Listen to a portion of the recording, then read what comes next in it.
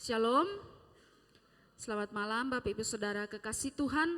Pada malam hari ini kita akan sama-sama membaca satu bagian firman Tuhan yang terambil di dalam Yohanes pasal yang ke-6 ayat yang ke-60 sampai ayatnya yang ke-71.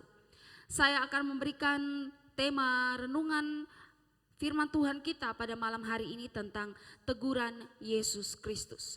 Yohanes 6 ayat 60 sampai ayat yang ke-71, demikian firman Tuhan. Sesudah mendengar semuanya itu, banyak dari murid-murid Yesus yang berkata, perkataan ini keras, siapakah yang sanggup mendengarkannya? Yesus yang di dalam hatinya tahu bahwa murid-muridnya bersungut-sungut tentang hal itu, berkata kepada mereka, adakah perkataan itu menggoncangkan imanmu? Dan bagaimanakah jikalau kamu melihat Anak Manusia naik ke tempat di mana ia sebelumnya berada? Rohlah yang memberi hidup, daging sama sekali tidak berguna. Perkataan-perkataan yang kukatakan kepadamu adalah roh dan hidup. Tetapi di antaramu ada yang tidak percaya, sebab Yesus tahu dari semula siapa yang tidak percaya dan siapa yang akan menyerahkan dia. Lalu ia berkata, sebab itu telah kukatakan kepadamu, tidak ada seorang pun dapat datang kepadaku kalau Bapa tidak mengaruniakannya kepadanya. Mulai dari waktu itu banyak murid-muridnya mengundurkan diri dan tidak lagi mengikuti dia. Maka kata Yesus kepada ke-12 muridnya, apakah kamu tidak mau pergi juga? Jawab Simon Petrus kepadanya, Tuhan, kepada siapa kami pergi? Perkataanmu adalah perkataan hidup yang kekal, dan kami telah percaya dan tahu bahwa Engkau adalah yang kudus dari Allah. Jawab Yesus kepada mereka, bukankah aku sendiri yang telah memilih kamu yang 12 ini? Namun seorang di antaramu adalah iblis, yang dimaksudkannya ialah Yudas, anak Simon Iskariot, sebab dialah yang akan menyerahkan Yesus. Dia seorang di antara ke-12 murid itu.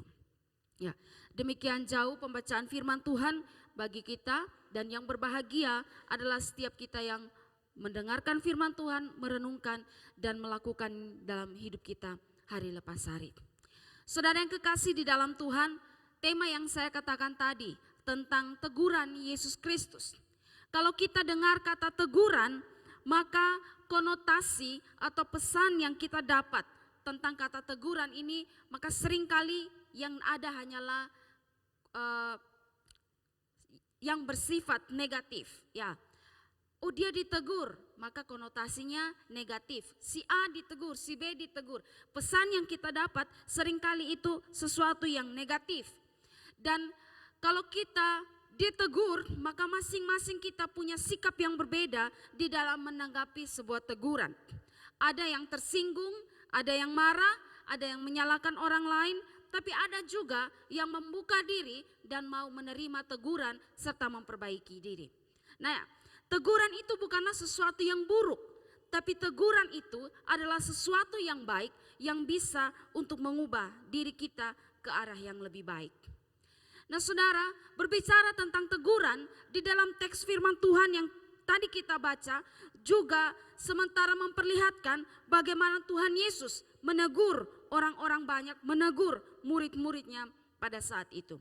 Di dalam ayat yang ke-60 sampai ayat yang ke-61 dikatakan, sesudah mendengar semua itu, banyak dari murid-murid Yesus yang berkata, perkataan ini keras, siapakah yang sanggup mendengarkannya? Yesus berkata, Yesus yang di dalam hatinya tahu bahwa murid-muridnya bersungut-sungut tentang hal itu, berkata kepada mereka, adakah perkataan itu menggoncangkan imanmu? Nah saudara, kalau kita mau mengerti ayat ini, maka kita bisa melihat, kita harus melihat konteks sebelumnya ketika Yesus mengeluarkan ayat ini. Di dalam konteks sebelumnya, sebelum Yesus mengeluarkan perkataan ini, kalau kita lihat di situ, Yesus baru saja melakukan mujizat yang besar dengan memberi makan 5.000 orang dengan 5 roti dan 2 ekor ikan. Dan karena itu ada banyak orang yang melihat apa yang dilakukan oleh Yesus, mereka terkagum-kagum, mereka sangat menyukai apa yang dilakukan oleh Yesus itu, sehingga banyak di antara mereka yang berbondong-bondong datang untuk mencari Yesus. Mereka berusaha dengan berbagai cara supaya bisa menemui Yesus, datang dan mencari Yesus. Tapi pada saat itu Yesus yang tahu maksud atau apa isi hati di balik orang-orang yang datang mencari Yesus, lalu memberikan respon dengan mengatakan pengajaran tentang roti hidup di dalam Yohanes 6 ayat 25 sampai ayat yang ke-59. Dan sesudah Yesus memberikan respon atau berkata-kata tentang roti hidup, maka ayat yang ke-60 dibuka dengan kata, sesudah mendengar semuanya itu. Maksudnya mendengar yang mana? Mendengar tentang apa yang Yesus katakan tentang roti hidup itu. Dan sesudah mendengar semua yang Yesus katakan itu, maka murid-muridnya bilang bahwa perkataan ini keras, siapa yang sanggup mendengarkannya? Ya, sehingga Yesus berkata, apakah kata-kata saya itu menggoncangkan imanmu? Ini yang menjadi latar belakang Yesus mengatakan ayat ini. Ya, di dalam ayat 60 dan ayatnya 61. Ayat ini bisa lebih jelas kalau di dalam bahasa Indonesia sehari-hari, terjemahan bahasa Indonesia sehari-hari. Dikatakan, sesudah mendengar kata-kata Yesus itu, banyak di antara pengikutnya berkata, pengajaran ini terlalu berat, siapa yang dapat menerimanya? Yesus sendiri tahu bahwa pengikut-pengikutnya mengomel tentang hal itu. Maka ia berkata, apakah kalian tersinggung karena kata-kata itu?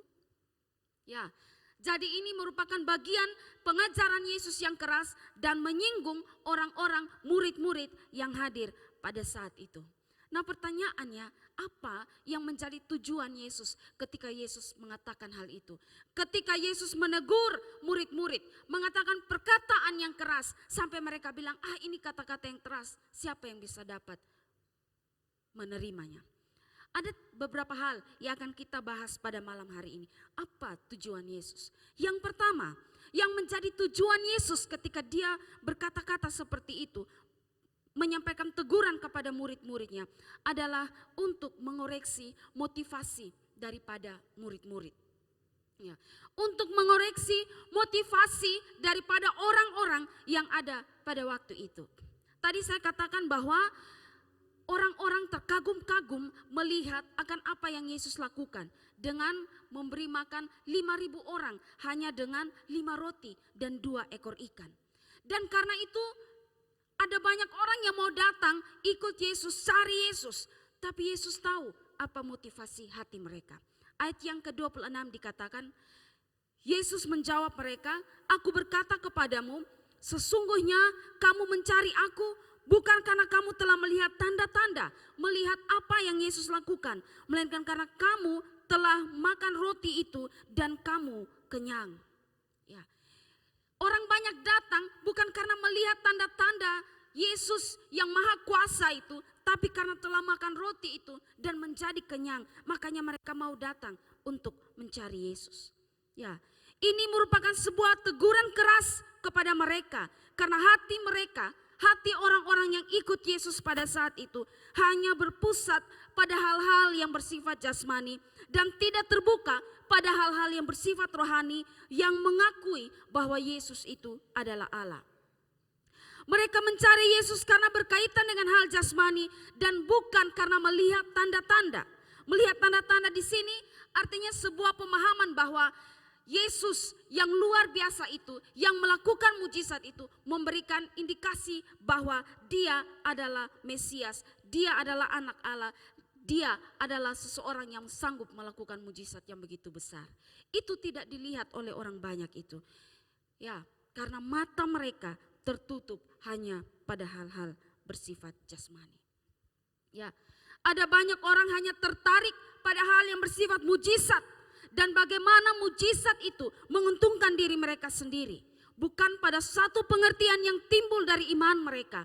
Bahwa pribadi yang melakukan mujizat itu adalah Allah yang patut kita sembah. Dan ini yang terjadi pada saat ini juga. Orang-orang kelihatan mencari Yesus tapi sebetulnya tidak.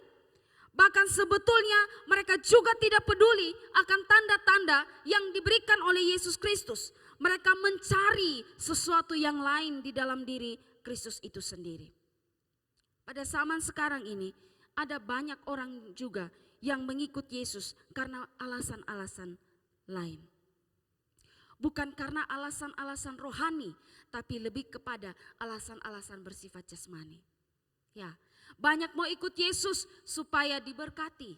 Banyak yang mau ikut Yesus supaya bisa kaya. Ada orang yang mau rajin ke gereja agar tidak dipikir kafir. Ai lu nih, tahun ke tahun pernah pergi gereja, lu kafir betul. Ya. Ada orang yang ikut ibadah, mau rajin ikut ibadah. Baik ibadah minggu, ibadah pemuda, ibadah-ibadah di mana saja dia ada. Biar supaya cari cewek atau cowok ganteng. Kan bilang kalau cari pasangan itu ya di dalam seputaran kita. Jadi cari pasangan di gereja itu baik. Maka saya datang gereja, siapa tahu ketemu tulang rusuk. Ya.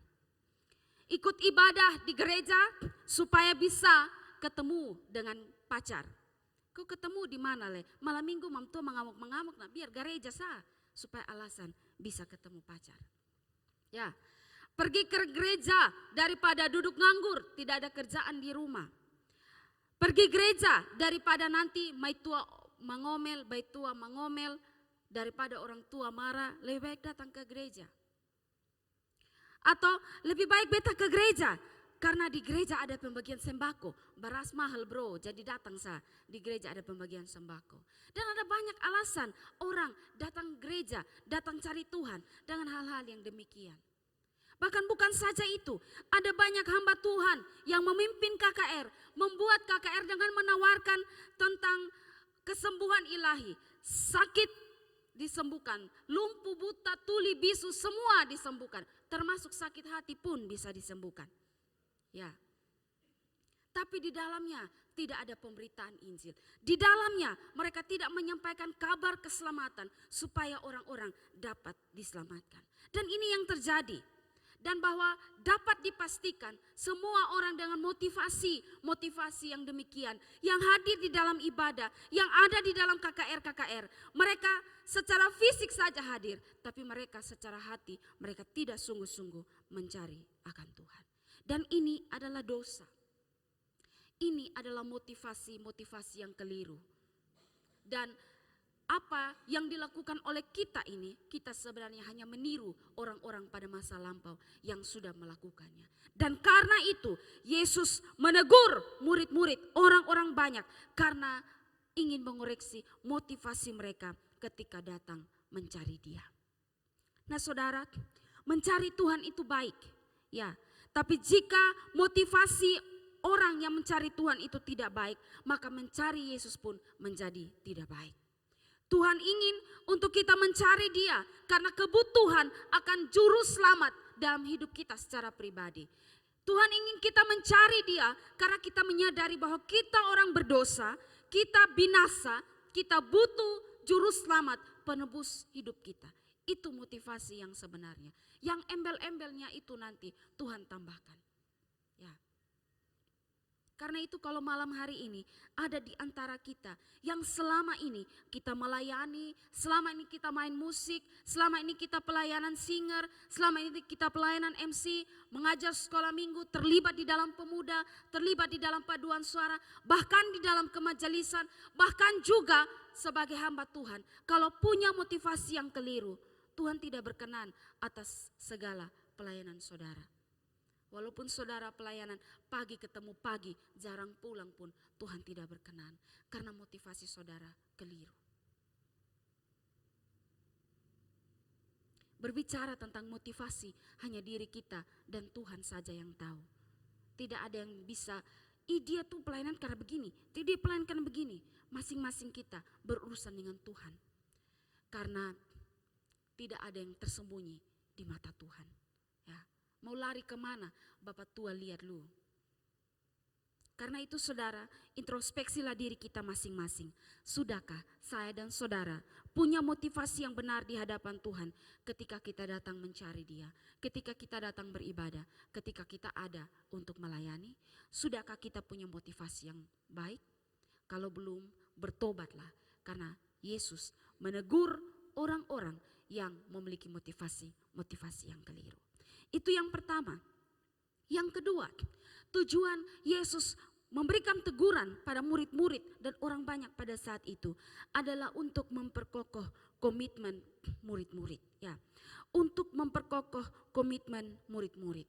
Saudara, ketika Yesus menegur orang banyak, menegur murid-murid, Yesus berkata di dalam ayat yang ke-6 tentang roti hidup, dan lalu mereka yang mendengarkan tentang perkataan-perkataan Yesus itu, mereka sungguh tidak sanggup untuk melakukannya, tidak sanggup untuk mendengarkannya, lalu akhirnya pergi meninggalkan Yesus. Kita baca sekali lagi ayat ke-60 dan ayat yang ke-66. Kita baca firman Tuhan ini berkata, sesudah mendengar semuanya itu, banyak dari murid-murid Yesus yang berkata, perkataan ini keras, siapakah yang sanggup mendengarkannya? Yesus yang dalam hatinya tahu bahwa murid-muridnya bersungut-sungut tentang hal itu, berkata kepada mereka, adakah perkataan itu menggoncangkan imanmu? Ayat yang ke-66. Mulai dari waktu itu banyak murid-muridnya mengundurkan diri dan tidak lagi mengikuti dia. Sesudah mendengarkan perkataan Yesus yang keras, banyak dari murid-muridnya mengundurkan diri dan tidak mengikuti dia. Hal ini berbeda tentang waktu awal Yesus membuat mujizat, reaksinya berbeda karena ada banyak orang yang datang mencari Yesus. Tapi ketika mereka mendengar perkataan yang keras itu dari Yesus, akhirnya banyak di antara mereka yang mundur atau mulai meninggalkan akan Yesus.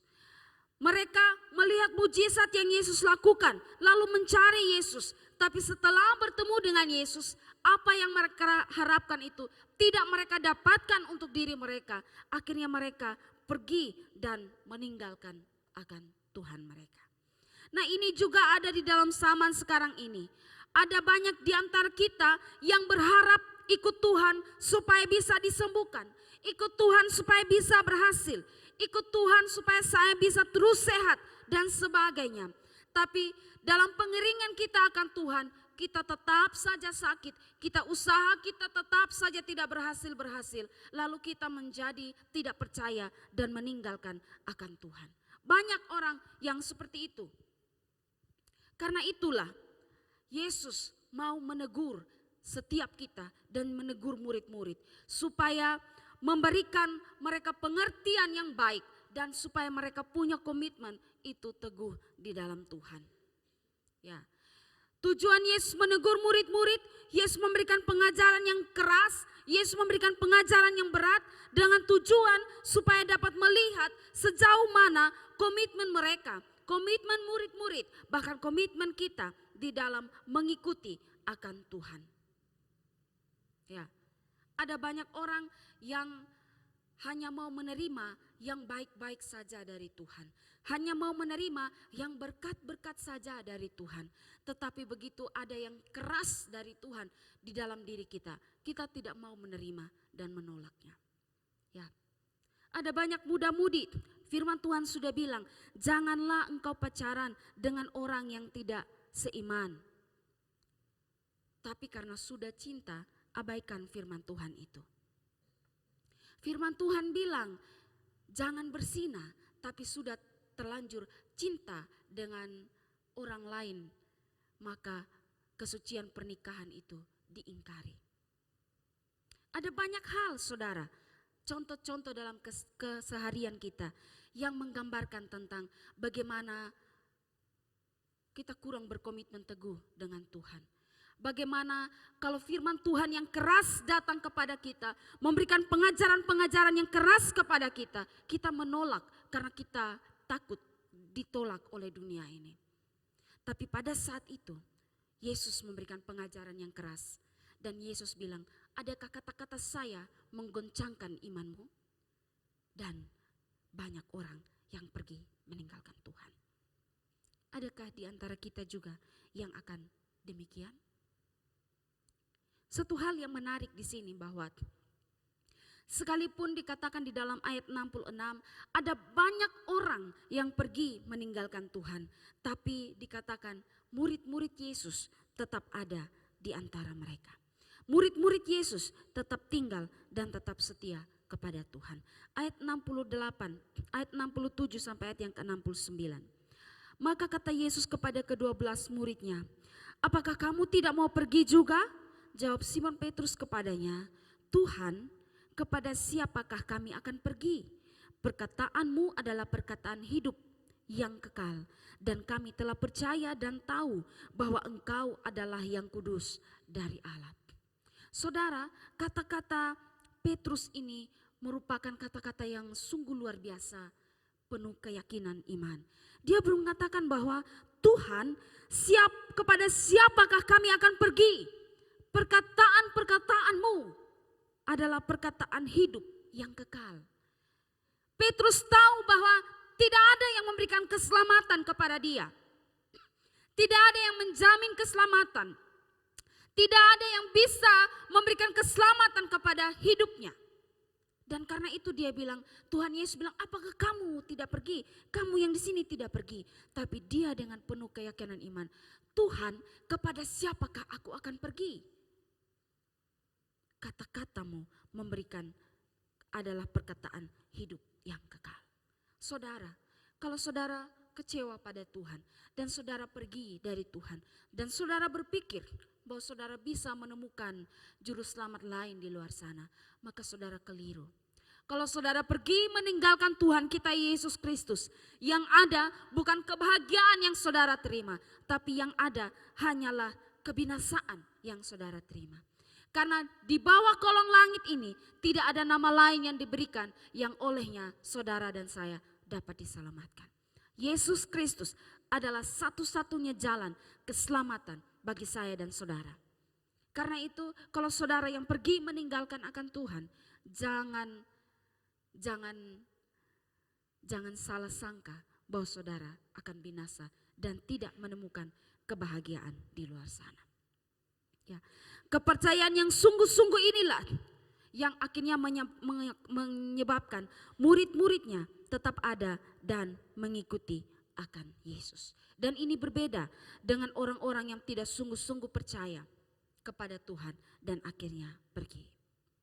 Ya, walaupun kita tahu bahwa di antara 12 murid itu ada satu orang yang mengkhianati Yesus.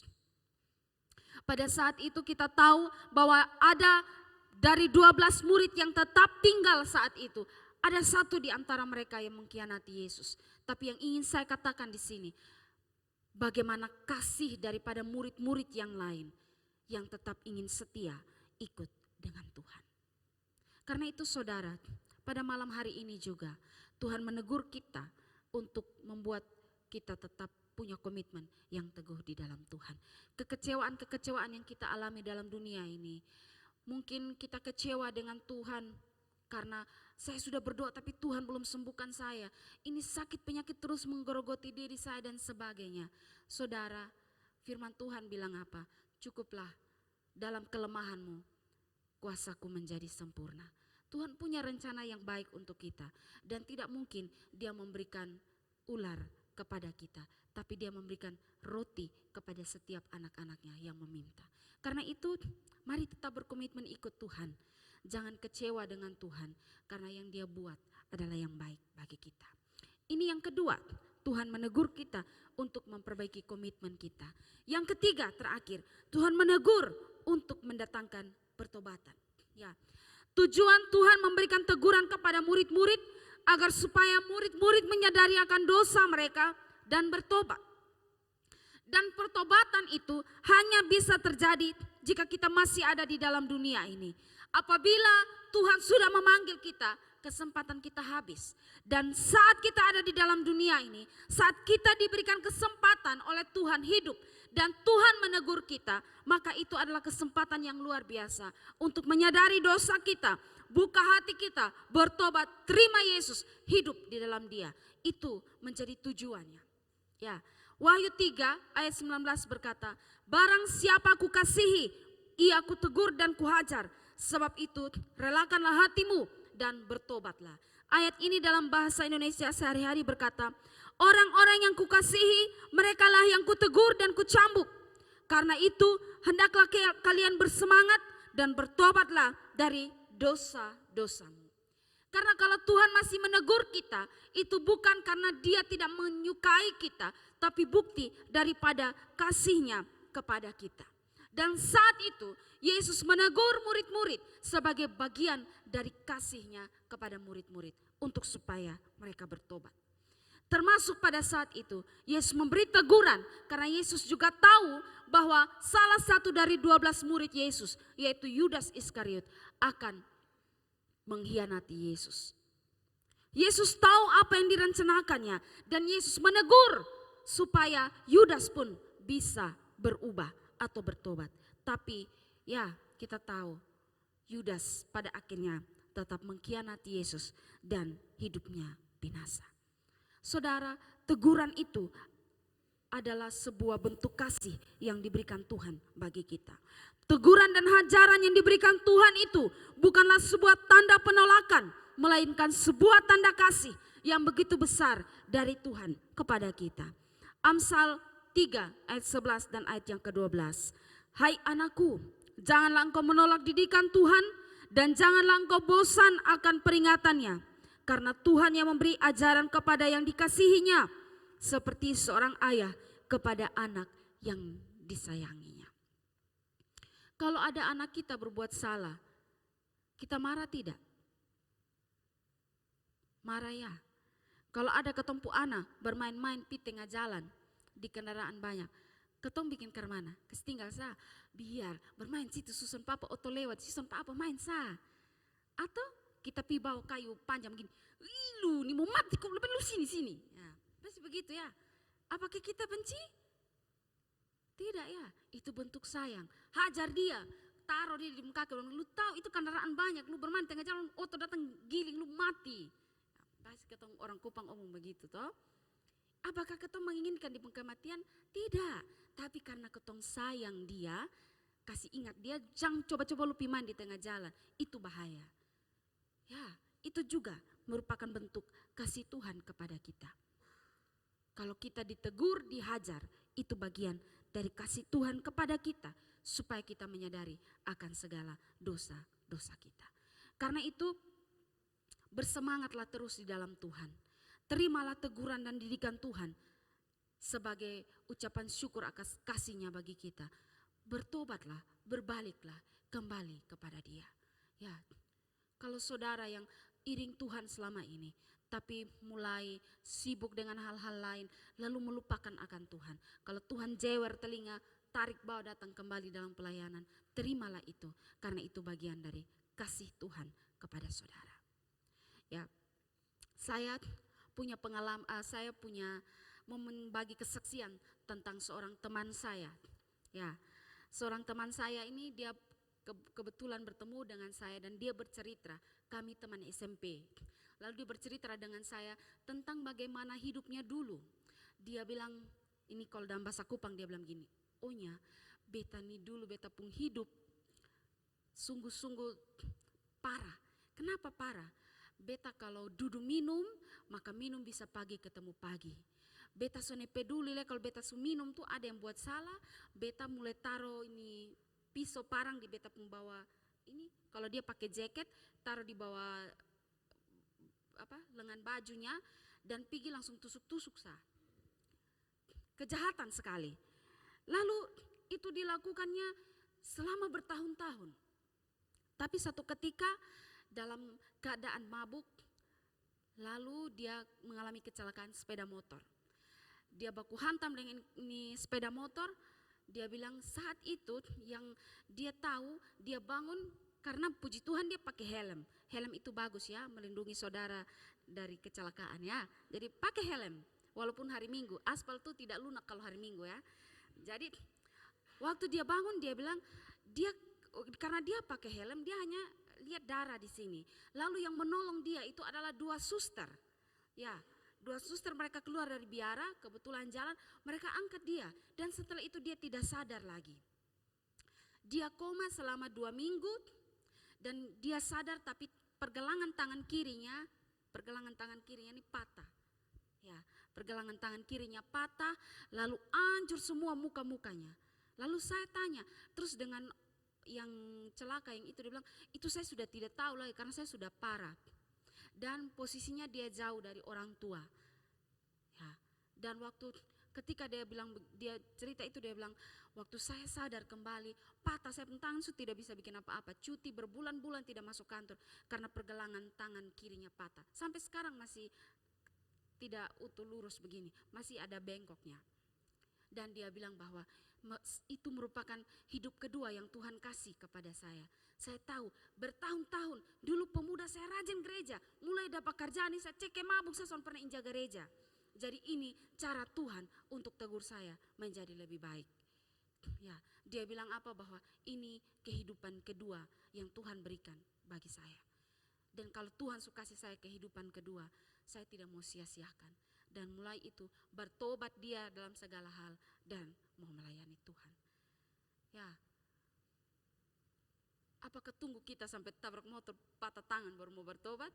Jangan ya, itu sakitnya tuh luar biasa, bukan sakit di sini, sakit seluruh tulangnya. Itu berarti bahwa Tuhan masih sayang dia, masih kasih kesempatan untuk dia, dan bersyukurnya Tuhan bekerja di hatinya dan dia bisa menyadarinya. Saudara kita yang masih ada saat ini, setialah ikut Tuhan. Ya, jangan sampai bahwa kita ditegur keras oleh Tuhan, ketong masih sadar. Kalau sampai Tuhan suka kasih teguran keras bagi kita, itu juga memang karena ketong suka keras kepala, yang orang Kupang bilang yang biasa-biasa ketong sadar, bapak tua taruh pak begini supaya ketong sadar. Suami saya selalu bilang tentang jurus paku. Dia bilang jurus paku itu begini, kalau kita kayu yang kecil tidak terlalu tebal, pakunya sepotong. Tapi coba kalau kayu yang tebal, lu pakai paku yang 1 senti itu mungkin, lu harus pakai paku yang panjang, berapa senti, berapa mili ya, baru bisa tembus. Artinya apa? Tuhan itu kasih tegur kita sepotong begini, lu sudah dengar agak meningkat le, lu sudah dengar meningkat le, lu sudah mau dengar begitu supaya sadar. Ya, karena itu berbahagialah kalau Tuhan masih menegur kita, karena itu merupakan bagian dari Dia mengasihi kita. Saudara yang kekasih di dalam Tuhan, mari masing-masing kita koreksi diri kita, bagaimana motivasi kita dalam melayani Tuhan, dalam beribadah kepada Tuhan. Mengoreksi diri kita, bagaimana komitmen kita dalam pengeringan akan Tuhan. Dan mari buka hati kita, jika ada saudara yang belum sama sekali mengenal Kristus, membuka hati saudara untuk terima Yesus sebagai Tuhan dan Juru Selamat hidup saudara. Masih ada kesempatan, buka hati dan terima Yesus. Tapi bagi saudara yang sudah pernah terima Yesus, tapi mulai kendor dengan semangat pelayanan saudara, mulai kendor dengan segala sesuatu pengeringan akan Tuhan, kembalilah, perbaharuilah komitmen saudara supaya kita semakin berkenan di hadapan Tuhan.